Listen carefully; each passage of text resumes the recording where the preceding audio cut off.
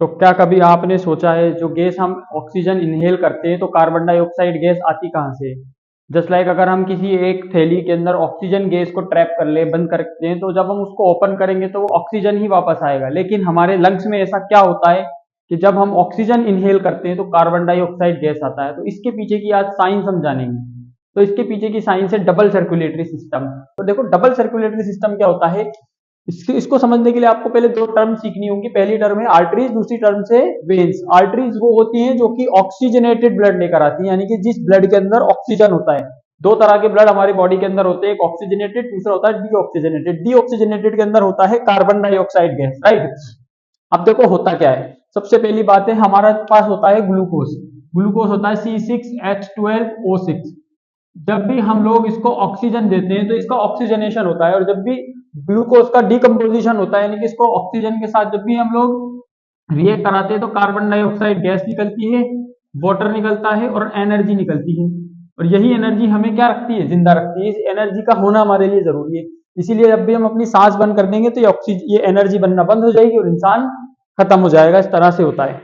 तो ये जो कार्बन डाइऑक्साइड गैस है ये ऑक्सीजन के, ये ग्लूकोज के डिकम्पोजिशन से आती है। ऑक्सीजन जब भी ग्लूकोज से मिलता है तो वो डिकम्पोज होना शुरू हो जाता है और कार्बन डाइऑक्साइड गैस बनती है। अब देखो इस पूरा सिस्टम आपको अच्छे से एक्सप्लेन किया जाता है। देखो सबसे पहले हम जो गैस इनहेल करते हैं लंग्स के थ्रू, वो क्या करती है, ब्लड में जाती है और ऑक्सीजनेटेड ब्लड बनता है, ठीक है।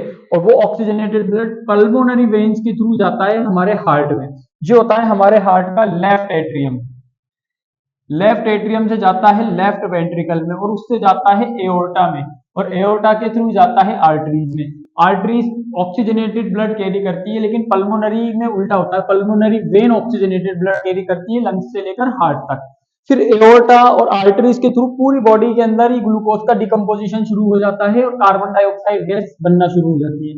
और फिर कैपिलरीज के थ्रू ये डीऑक्सीजनेटेड ब्लड हमारी वेन्स में जाता है, और वेन्स में जाने के बाद ये दोबारा कहाँ जाता है, हार्ट में। ये हमारा राइट एट्रियम और राइट वेंट्रिकल, और इसके थ्रू ये वापस जाता है लंग्स में, और लंग्स में जाकर के वापस इसका ऑक्सीजनेशन हो जाता है। यही चेन चलती रहती है और इसी को हम कहते हैं डबल सर्कुलेटरी सिस्टम। यानी कि हम लोग सबसे पहले गैस को इनहेल करते हैं, ऑक्सीजन, ऑक्सीजन जाता है ब्लड में, ब्लड से जाता है हार्ट में, हार्ट से जाता है बॉडी में, वो डीऑक्सीजनेट हो जाता है, डीऑक्सीजनेट होकर उसके अंदर कार्बन डाइऑक्साइड गैस भर जाता है।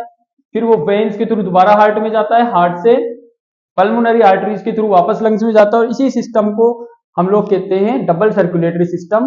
अब आपको कमेंट में बताना है कि वो कौन सा जीव है, वो कौन सा एनिमल है जो कि डबल सर्कुलेटरी सिस्टम ना रख करके सिंगल सर्कुलेटरी सिस्टम रखता है, और डायरेक्टली जो है उसके ब्लड है उसमें ऑक्सीजन चला जाता है बिना लंग्स के। आपके लिए हिंट है, वो गिल्स यूज होते हैं वहां पर, ठीक है ना। And thank you very much for watching my video.